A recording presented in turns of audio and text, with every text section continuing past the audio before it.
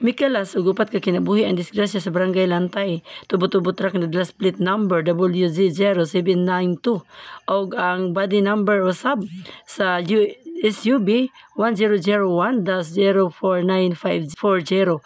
Kini nakuha usab sa DXTV Radyo Bandilyo kagahapong adlaw.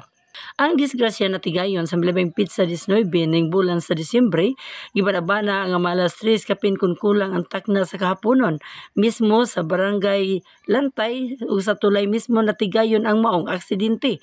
Din gila usab ang mga lima nga hurot og kapatay ang tulo kasakay sa SUV nga taga Barangay Barandias samtang ang driver usab nga taga Adtuyon patay usab kini o tipik sa pamahayag sa MDRRMO nga kawani nga hinabi sa Radyo Bandilyo kagahapong adlaw atong paminawon. Si Ramil Gulahab, ako ang Operation and Warning Officer. Ang tubo-tubo is padulong siya og Maramag. Ang SUV van is padulong siya og Barandias, kay taga Barandias maguni sila. Sonia Sumalinog Bangit, 47 years old.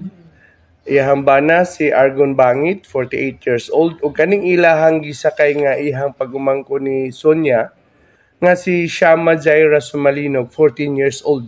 14. Dayon ang driver pud sa ato ang tung truck nga nakabangga si Brian Binalhay, 30 years old, taga Adtuyon pud ni siya.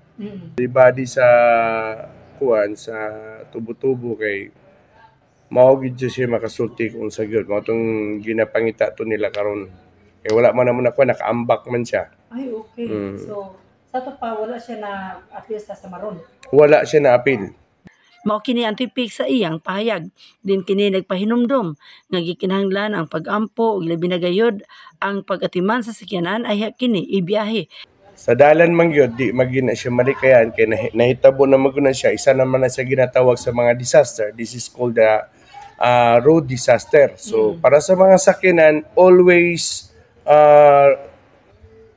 perform the blue baguettes. So manang blue baguettes, i-check nimo tanan ang imuhang mga sakyanan gikan sa horn, paingon sa ligid, paingon sa brake, paingon sa oil, tanan na gina siya. Kaya ato na siyang ikuan nga pagmudagan atong sakyanan, sigurado nga once ka mo apply tag brake, maka-brake gyud siya. Diba? Dayon always kalmado lang gyud sa pag-drive. Dayon kinahanglan kita focus sa ato ang pag-drive kay mao gina siya